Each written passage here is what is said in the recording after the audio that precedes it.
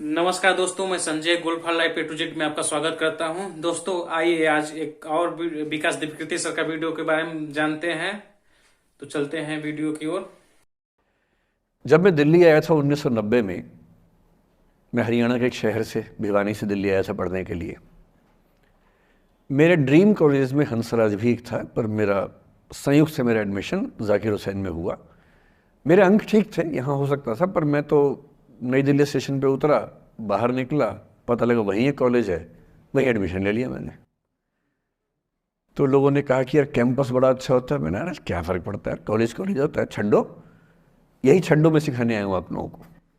ये ठीक है, स्टेशन से निकले वही कॉलेज है, मैंने घर जाना होगा तो आराम से कॉलेज से निकल जाएंगे, क्या रखा है कैंपस में। पर मेरा एक दोस्त जो मेरे साथ ही आया था उसी शहर से, उसने एडमिशन हंसराज कॉलेज में लिया। मैं और वो स्कूल के डिबेटर्स थे। डिबेटिंग में हम लोग स्कूल टाइम से काफ़ी एक्टिव थे। डीयू में आए तो यहाँ भी एक्टिव रहे। डीयू में मैंने करीब 5 साल डिबेटिंग की और मेरा ख्याल है कि लगभग, मतलब 300-400 डिबेट्स मैंने जीती होंगी डीयू में, कुछ हारी भी होंगी, लेकिन मैंने खूब डिबेट, वो मेरा दरअसल दाना पानी था, रोजी रोटी मेरी वही थी कॉलेज के दिनों में। घर से पैसे मैं लेता नहीं था, मिलते भी नहीं थे, लेना क्या था, मतलब ऐसी स्थिति भी नहीं थी उस समय मेरे घर में कि मिल सके। तो डिबेटिंग मेरा रोजगार था, एम्प्लॉयमेंट था, मेरा उससे काम चल जाता था आराम से। उसका भी चल जाता था, वो हंसराज से था, मैं जाकिर हुसैन से था। हम खूब डिबेट्स में मिलते थे। अक्सर ट्रॉफी या तो हम जीतते थे या वो जीतता था, कोई भी जीते रूम पे ही आती थी, क्योंकि हम रूममेट्स थे, एक साथ ही रहते थे। वो मुझसे योग्यताओं के मामले में 21 था, बल्कि अगर वो 21 था तो मैं 15 ही रहा हूँगा या 12 रहा हूँगा, 22 या 21 तो नहीं रहा हूँगा, मुझसे बेहतर था योग्यताओं में। बड़ा अच्छा व्यक्ति था। ग्रेजुएशन के बाद मैंने एमए हिंदी साहित्य में एडमिशन लिया, जबकि बीए ऑनर्स हिस्ट्री में किया था मैंने। उसने तय किया कि वो कुछ और करेगा, प्रोफेशनल कोर्स करेगा, नौकरी करेगा, तो वो चला गया दिल्ली से। मैं दिल्ली में रहा। फिर मैं एमए के बाद तैयारी करने लगा यूपीएससी की। तब तक मैं यूजीसी जेआरएफ कर चुका था। पहला अटेम्प्ट दिया, प्रीलिम्स हो गया। मेंस मेरा 96 के मेंस की बात कर रहा हूँ, मेंस शुरू होने वाला था, 2 दिन रह गए थे। करीब 10 दिन पहले वो मेरे पास आया हुआ था दिल्ली में, मिलजुल के अच्छे से बात करके गया था। उन दिनों उसका एक प्रेम संबंध कहीं हमारी ही एक मित्र के साथ चल रहा था। हम सब दोस्त थे, तो उनमें से 2 लोगों का आपस में एक अफेयर था। मुझे नहीं पता क्या हुआ, लेकिन मेरे मेन एग्ज़ाम से 2 दिन पहले रात को 12 बजे एक फ़ोन आया और ये बताया गया कि मेरे दोस्त ने फंदा लगा के अपनी जीवन लीला समाप्त कर ली है। वो दिल्ली से दूर था कहीं, और जिस व्यक्ति के बारे में मेरी राय ये थी कि उतना जीवट वाला व्यक्ति कोई हो नहीं सकता, जो ज़िंदगी से हार सकता ही नहीं, जिसके होने से कई लोग हमेशा जीता हुआ महसूस करते हैं, वो चुपचाप एक बंद कमरे में ज़िंदगी से हार गया। मैं आज तक नहीं समझ पाया कि ऐसा कैसे हुआ। बाद में टटोला, उसके पेरेंट्स से बात हुई, भाई से बात हुई। उन्होंने उसकी याद में एक सोशल वर्क शुरू किया ताकि किसी और बच्चे को ऐसा ना करना पड़े। तो जो हल्का हल्का अनुमान हुआ वो है कि शायद कुछ ऐसा था रिलेशनशिप में जो नहीं संभल पाया था, और रिश्ता टूट ना जाए इसका दबाव बहुत ज़्यादा था, और वो दबाव झेल नहीं पाया। इस उम्र में ऐसा ऐसा फेज़ आता है, कई बार आता है। ये एक कहानी है, हंसराज कॉलेज से ही जुड़ी है, इसलिए मैंने सोचा कि वहीं से बात शुरू करूँ। नाम जैसा कि मैंने कहा मैं नहीं बताऊंगा, तो नाम बताने का मतलब भी नहीं। और वो जिसकी मैं कहानी सुना रहा हूँ, आप लोगों के जन्म से पहले की बात है। आप तो सब 21वीं सदी वाले बच्चे होंगे ना, जेन ज़ी होंगे आप सब लोग, तो ये तो बहुत पुरानी बात है। एक दूसरी कहानी सुनाता हूँ। मैं आपको 2-3 कहानियाँ सुनाऊंगा, फिर उन सबका सार निकाल लेंगे एक साथ हम लोग। दूसरी कहानी ये है कि जब मेरा सिलेक्शन हो गया 97 में, मतलब 96 अटैम्प्ट में पहली बार में मेरा सिलेक्शन हो गया था, मैं एक्सटेंशन लेके तैयारी कर रहा था, और डीयू में मैं पढ़ा भी रहा था उस समय।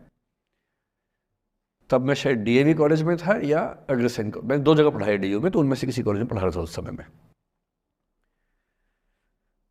तो उस समय एक लाइब्रेरी है कैंपस में ही, सेंट्रल रेफरेंस लाइब्रेरी, आप जानते होंगे, CRL बोलते हैं, जो विवेकानंद जी की स्टैचू है उसके सामने ही वो लाइब्रेरी है। उस लाइब्रेरी में नीचे सब बैठ के पढ़ते हैं और टॉप फ्लोर पे रिसर्च फ्लोर है जहाँ MPhil PhD वाले बच्चे पढ़ते हैं। मैं उस समय शायद PhD कर रहा था या MPhil खत्म हुई थी, वहीं बैठता था, पढ़ता था रोज़। कई दोस्त पढ़ते थे हम लोग वहाँ। हम सुबह 8 बजे लाइब्रेरी खुलते ही वहाँ घुसते थे, रात को 1 बजे निकलते थे लाइब्रेरी बंद होने के समय। तो वहाँ एक छत थी, छत पे छोटी सी कैंटीन थी जहाँ हम लोग जब जब बोर होते थे दिन में 3-4 बार जाके चाय पीते थे। चाय पी ली, बिस्किट खा लिया, थोड़ी गप्पे मार ली, वो सब वहाँ करते थे। तो वहाँ मेरे बहुत सारे दोस्त थे, उनमें से कई लोग अब बहुत सीनियर सिविल सर्वेंट्स हैं, कुछ लोग प्रोफेसर्स हैं DU में। 2 बच्चे थे मुझसे जूनियर, 3-4 साल जूनियर थे, बड़े प्यारे बच्चे थे। मुझे उस समय तक पढ़ाई लिखाई का शौक अच्छा खासा हो गया था, तो वो रोज़ मेरे साथ बैठते थे केवल बात करने के लिए। किसी मुद्दे पर बहस करनी है तो बहस होती थी, समझते थे। फिर मुझे पता लगा कि वो दोनों रिलेशनशिप में हैं, रिश्ते में हैं। दोनों ने शादी भी कर ली। उनकी योजना DU में पढ़ाने की थी या सिविल सर्विस की भी थी, शायद, पता नहीं। मेरा इंटरेक्शन बहुत ज़्यादा उसके बाद रहा नहीं उनसे, क्योंकि मैं सर्विस में चला गया था। इतने जिज्ञासु बच्चे थे दोनों, इतने जिज्ञासु कि उनसे मिलकर तबीयत खुश हो जाती थी कि हर चीज़ जानने का मन करता था उनका, हर विषय पढ़ने का मन करता था। एकदम जीवन से भरे हुए बच्चे, आंखों में चमक ऐसे। फिर दोनों की शादी हुई तो मैं शादी में जा नहीं पाया, क्योंकि मेरा रिश्ता सिर्फ लाइब्रेरी में 1 घंटा गप मारने वाला था, उससे ज़्यादा था नहीं रिश्ता उनके साथ। फिर सुनता रहता था कि मैं सब बढ़िया चल रहे, पढ़ाई कर रहे हैं, तैयारी कर रहे हैं। इंटरकास्ट मैरिज की उन लोगों ने, खूब हंगामा हुआ, दोनों घर में तलवारें खिंच गई। किसी तरह से तलवारें संभाली गई, मैनेज हुआ, दोनों साथ रहने लगे। और फिर 3-4 साल के बाद एक दिन मैंने खबर सुनी कि उस बच्ची ने फंदा लगा के जीवन लीला समाप्त कर ली। ये बात भी दिल्ली विश्वविद्यालय की। ये उस दौर के सब लोग इस कहानी को जानते हैं। मेरे ख्याल से दोनों कहानी आपकी प्रिंसिपल मैडम जानती होंगी। नहीं ध्यान कर पाएंगे तो मैं उनको जैसे नाम बोलूँगा अकेले में, वो तुरंत समझ जाएंगे मैं किसकी बात कर रहा हूँ। मैं आज तक नहीं समझ पाया कि ऐसा क्या हुआ होगा। तो बाद में अनुमान जो हुआ वो ये, इंटरकास्ट मैरिज, परिवार का दबाव, समाज का दबाव, आपस के दबाव, टॉक्सिक रिलेशनशिप, अंत में उस दबाव को न झेल पाना और जीवन समाप्त कर देना, ये हुआ। ये 2 घटनाएं हैं। एक तीसरी घटना ये है कि दिल्ली में आज से 25 साल पहले एक घटना घटी। आप लोग तब बस पैदा हुए होंगे, घुटनों में चल रहे होंगे, या उससे 5-7 साल पहले की बात रही होगी। ये घटना दिल्ली के सब सीनियर लोग जानते हैं, जिनकी उम्र 35-40 साल है वो सब जानते हैं इस घटना को।